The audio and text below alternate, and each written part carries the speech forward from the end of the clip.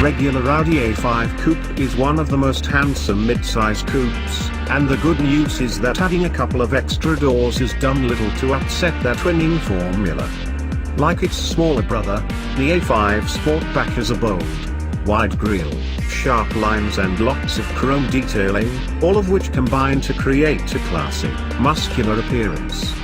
Alloy wheels are standard across the range, but if you step up to sport from basic SE, you get some more aluminium highlights on the body, while the S-Line trim brings larger alloys, LED headlights and a unique body kit. It's also worth noting that there are only 2 standard colors, so if you want your Sportback in anything other than black or white, you'll need to tick a box on the options list and pay a little more.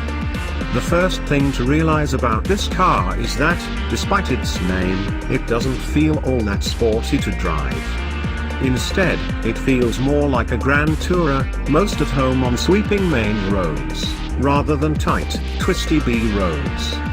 Drive it, and the words that spring to mind are things like sure-footed and undramatic dash, but we mean that in a good way. The result is that you can cover ground at quite a lick, as even the front-wheel drive diesel models seem to have huge levels of grip in the dry, and body roll is kept in check very effectively.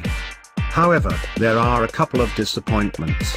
First, the steering is almost completely devoid of feel, which means the car isn't as engaging or involving as, say, a BMW, a shame in a car with sport in its name.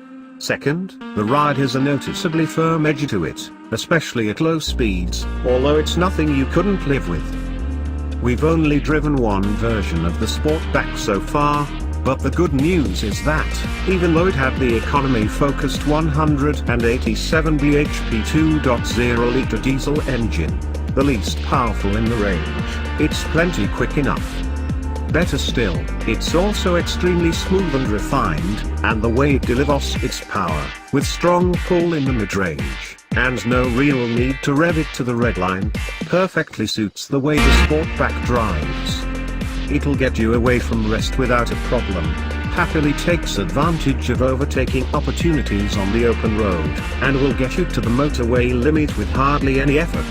Although we're yet to drive them in this car, we know from experience in the A5 Coupe that the 3.0-litre V6 diesel delivers properly spirited performance and sets the benchmark for refinement and economy, while the 4-cylinder 2.0-litre turbocharged petrol engine is also pretty immaculate.